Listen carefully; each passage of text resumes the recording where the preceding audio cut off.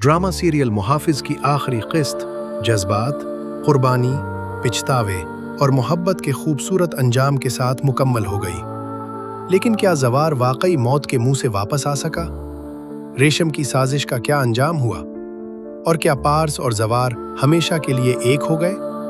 आइए पूरी आखिरी किस्त की कहानी जानते हैं। आखिरी किस्त का आगाज इंतहाई अफसुर्दा माहौल में होता है। ज़वार शदीद जख्मी हालत में अस्पताल में ज़ेरे इलाज होता है। उसने बहजाद और पार्स को बचाने के लिए अपनी जान तक खतरे में डाल दी थी। ज़वार की हालत देखकर बहजाद खुद को कसूरवार समझता है। वो एजाज से मुआफ़ी मांगते हुए यकीन दिलाता है कि ज़वार के इलाज में किसी किस्म की कमी नहीं आने देगा। बहजाद फौरन बेहतरीन डॉक्टरों और ज़रूरत पड़ने पर एयर एम्बुलेंस का इंतज़ाम करने का हुक्म देता है। वो कहता है कि ज़वार को बचाने के लिए उसे अपनी जान भी देनी पड़ी तो वो पीछे नहीं हटेगा। दूसरी तरफ एजाज अपने बेटे की बहादुरी पर फख्र करता है। वो बहजाद को समझाता है कि ज़वार ने जो कुछ किया वो उसके फ़र्ज़ और तरबियत का हिस्सा था।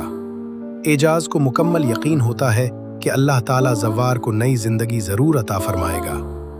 कुछ देर बाद डॉक्टर ज़वार के जिस्म से गोलियां निकालने में कामयाब हो जाते हैं। फिर सबको खुशखबरी दी जाती है कि ज़वार की जान अब खतरे से बाहर है और वो जल्द सेहतयाब हो जाएगा। ये खबर सुनकर पार्स, बहजाद और ज़वार के घर वालों की परेशानी कुछ कम हो जाती है। ज़वार के होश में आने के बाद एक ऐसा लम्हा आता है जो सब कुछ वाज़ेह कर देता है। ज़वार सबसे पहले पार्स का नाम लेता है।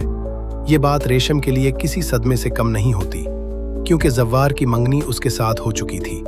लेकिन होश में आते ही ज़वार के दिल और ज़बान पर सिर्फ पार्स का नाम था। रेशम को पहली मर्तबा पूरी शिद्दत से एहसास होता है कि ज़वार जिस्मानी तौर पर चाहे उसके करीब रहा हो, मगर उसका दिल हमेशा पार्स के पास था। ज़वार ने कभी झूठ बोलकर भी रेशम से मोहब्बत का इजहार नहीं किया, जबकि पार्स का नाम उसकी रूह से निकला था। उसके बाद पार्स ज़वार से मिलने अस्पताल पहुंचती है। पार्स जख्मी ज़वार से नाराज़ी और मोहब्बत दोनों का इजहार करती है। वो उससे पूछती है कि अपनी जान खतरे में डालने की क्या ज़रूरत थी। ज़वार उसे याद दिलाता है कि पार्स हमेशा शिकायत करती थी कि वो अपनी मोहब्बत जाहिर नहीं करता। अब उसने अपनी जान खतरे में डालकर साबित कर दिया कि पार्स उसके लिए कितनी अहम है।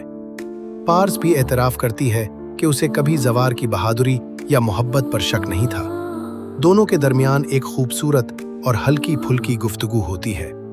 ज़वार अपने दिल की बात समझाने की कोशिश करता है, जबकि पार्स अपनी शरारतों से उसे मज़ीद परेशान करती है।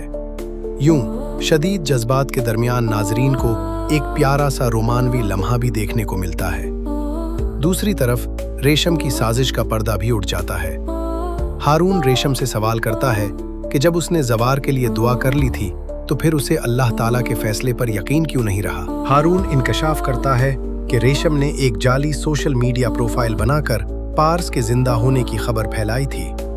इसी खबर की वजह से दुश्मनों को पार्स का पता चला और हालात उस खतरनाक मकाम तक पहुंचे जहां ज़वार को गोलियां लगीं।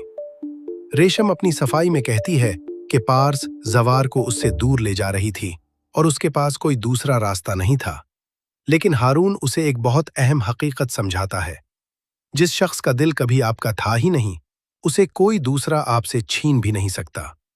हारून साफ कह देता है कि ज़वार और पार्स एक दूसरे के लिए बने हैं। अगर ज़वार को कुछ हो जाता तो पार्स भी जिंदा न रह पाती। हारून खुद भी पार्स से मोहब्बत करता था, लेकिन उसकी मोहब्बत में खुद गर्जी नहीं थी। इसीलिए वो पार्स की खुशी के लिए रास्ते से हटने का फैसला करता है। वो रेशम को समझाता है कि मोहब्बत ज़बरदस्ती हासिल नहीं की जा सकती। जो शख्स आपके साथ रहना ही न चाहे, उसे किसी रिश्ते या वादे में कैद करना मोहब्बत नहीं होती।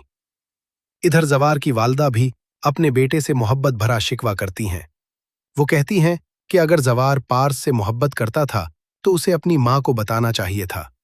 वो पार्स को पसंद करती हैं और अपने बेटे की खुशी के लिए हर मुश्किल का मुकाबला करने को तैयार थीं। यूं ज़वार की वालदा भी पार्स को दिल से कबूल कर लेती हैं। ये मंजर साबित करता है कि ज़वार और पार्स के रस्ते में मौजूद सबसे बड़ी ख़ानदानी रुकावट भी ख़त्म हो चुकी है।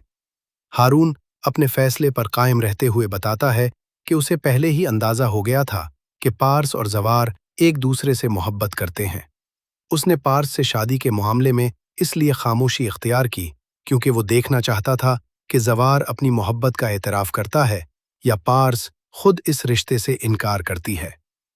ہارون سمجھتا ہے کہ پارس اور زوار دونوں ایک دوسرے کی خوشی کے لیے قربانی دے رہے تھے۔